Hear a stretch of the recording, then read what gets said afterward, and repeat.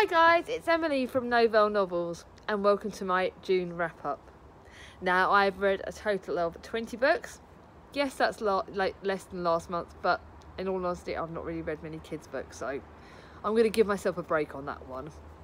So I'm going to do this video a little bit differently. I'm going to start off with the lower ratings and tell you them by star rating alone. Now this is my second time attempting this, so let's hope I get it right perfectly. Anyway, the first one, first thing I did was actually I DNF'd a book. I DNF'd the book, which is the first one in the Twilight series. I'm not going to try again. I've gone off them. They are going in my unhaul. It's not something for me at the moment, and I've given up trying. But the first book that got a 2-star read was The Time Traveller's Wife. To me, it's a 2-star, which means I'm never going to read it. I'm giving it away. I didn't enjoy it, and it took a blooming effort to read. I was buddy reading it with Charlie, but she gave up, and I don't blame her. I only carried on going because I'm stubborn as a mule, and it did have a little bit in it that intrigued me. It's basically about the story of Claire and Henry, who originally meets when Claire is like young. She's like 6, and Henry is 36, and it goes backwards and forwards between times, and I found that quite challenging. Got lost very easily, had some quite crude literature. The way of writing it is quite crude. He gets naked like when he goes time travelling, and that I found was a bit rude. Not for me, definitely going back to the charity shops. And I'm sorry guys, I know some of you really love it, but it's not for me. The next one are my 3-star ratings. These are books that have been alright. I've read them all, but they've not had anything in me. They are probably going to be they are more than likely going to be given away. I'm not going to try and read them again. I know I won't. So, first one in that one is The Sound of Butterflies. This one is set in 1903 when Thomas Edgar has gone on an exploration to the Amazon to find a butterfly. And when he comes back, he is so different, and he has obviously been through quite a big trauma.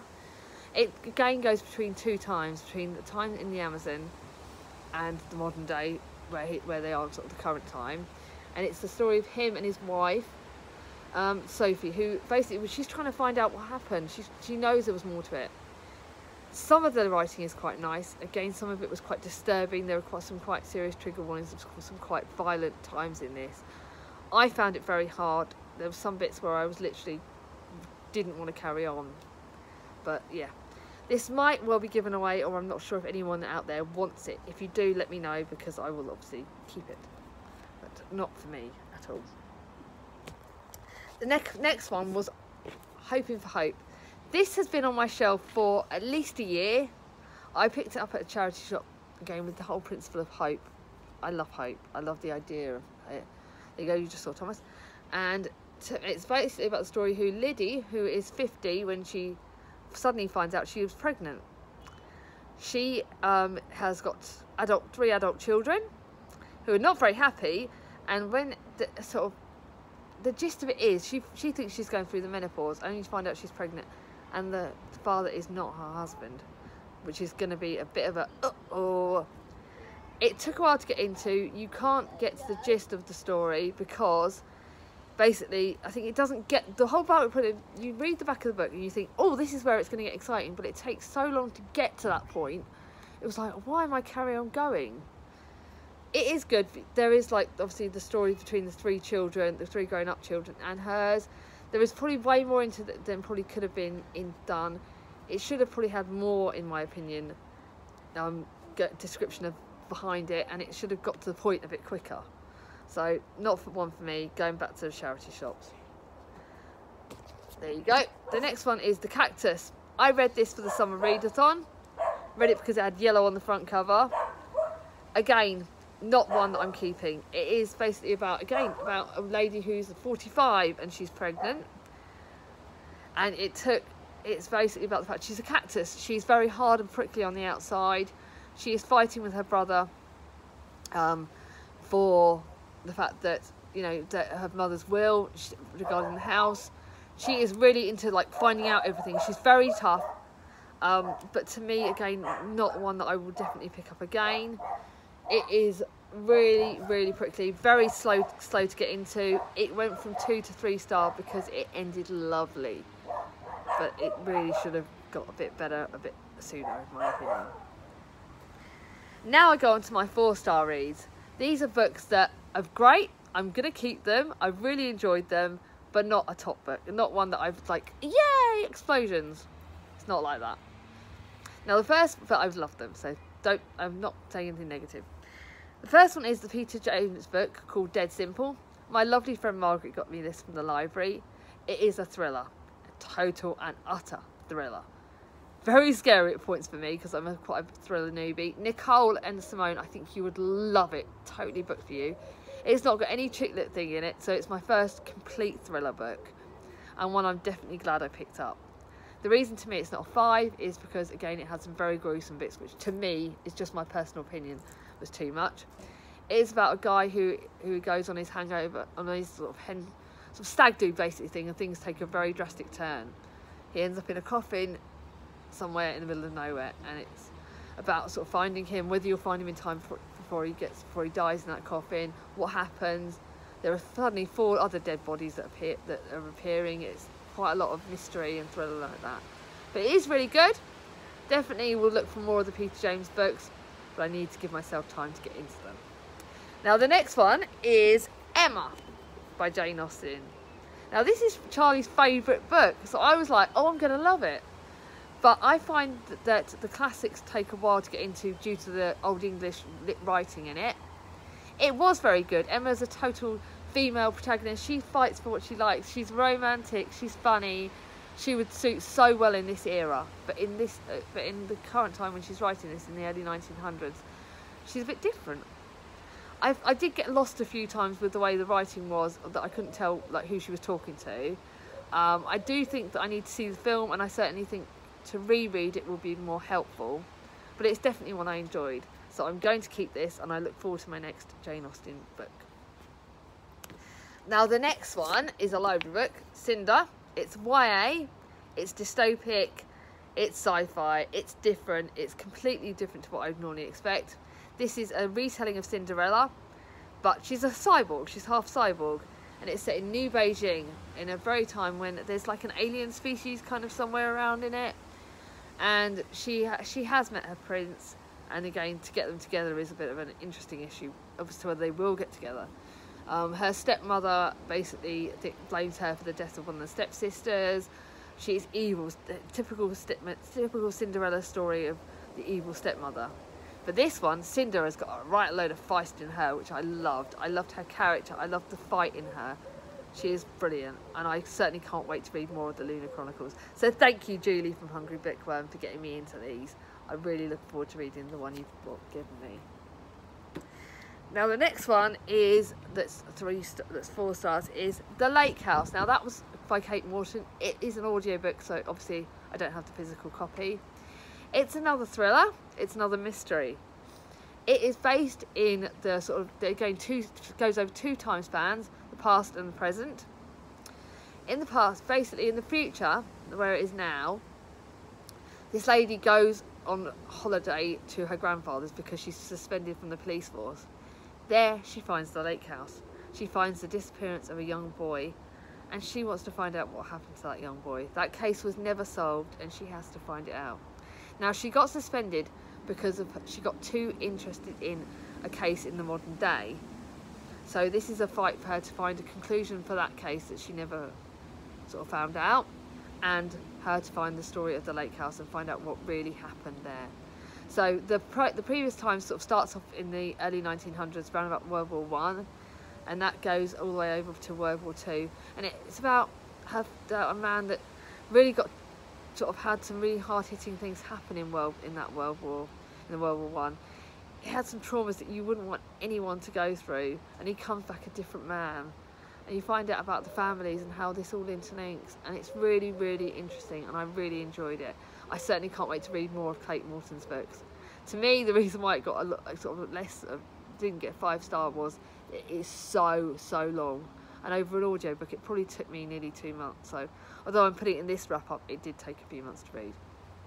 But again, I can't wait for more Kate Morton books. Now the next one was The Kick in the Bucket List.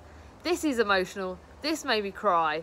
It is about Iris Parker, who dies, and when she dies, she leaves her 3 grown-up daughters, Fleur, Dee and Rose, a kick in the bucket list. She sets them almost challenges. They have missions they have to meet up every 2 months. She sends them text messages from beyond the grave, via someone obviously. And this is about her teaching them the importance of family and about what really the life lessons I think we could all do with reading.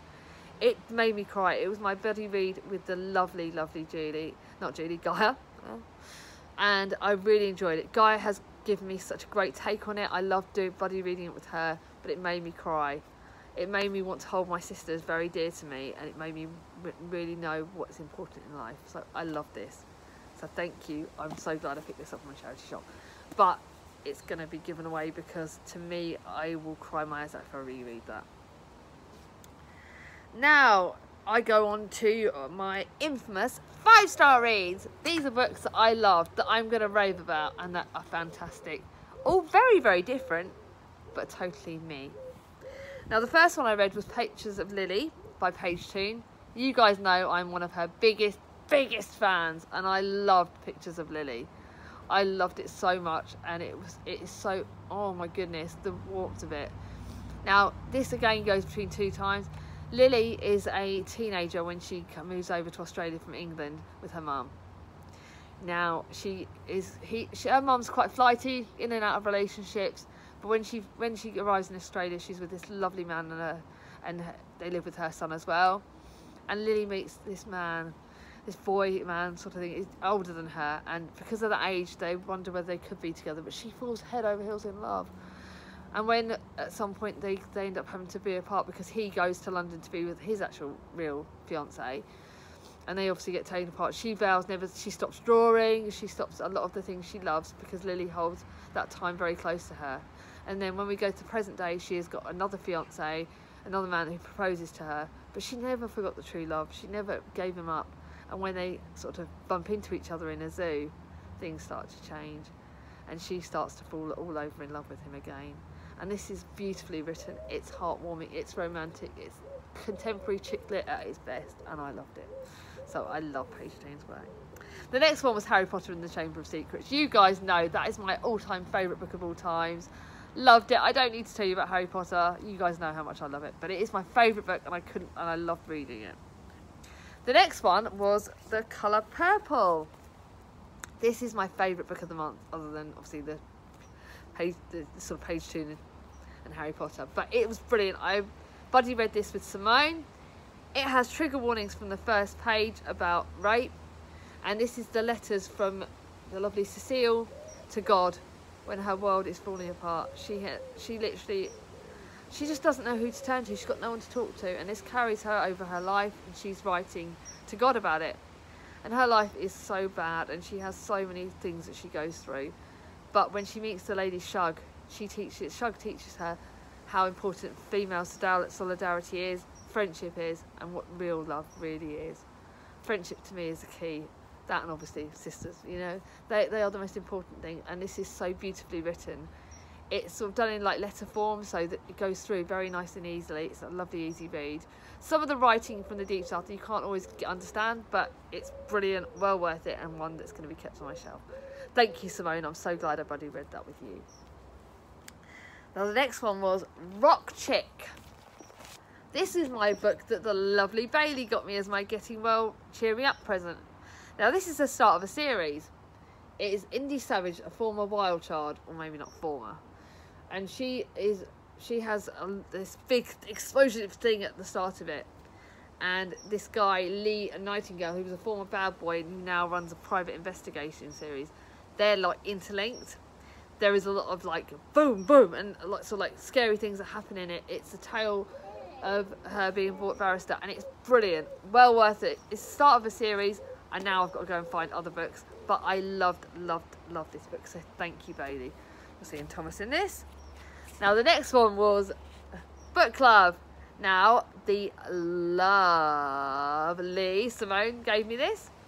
It was my second book by Debbie Tongue. It is so much fun. It's a graphic novel about book love, so all you book lovers out there will love this. It's fantastic. Guys, get this book. It's amazing. It's staying on my shelves, and enjoy it. trying to hide Thomas in this because he's still... The next one was Resistance is Futile by Jenny Colgan. It's one of Jenny Colgan's sci-fi book. She is a chick lit writer, but she's written a sci-fi funny book, and it is brilliant. I loved it. Sorry guys, you're going to have to see Thomas in this. I can't delete it. But it's brilliant. I definitely recommend you look at Jenny Colgan again. She's amazing. Now the next one was Big Little Lies by Leanne Moriarty. There you go. This book is again, I don't know if it's a thriller more. I think it's more of a mystery. It's set in Australia. It's one of Leanne Moriarty's brilliant books. Definitely one that I can't wait to that I'm looking forward to picking up more of her books. To me, it's one of her best books. It's now a TV series. I loved it. I believe Simone liked it. It's brilliant. Definitely recommend it. Now the next one was Evod Man.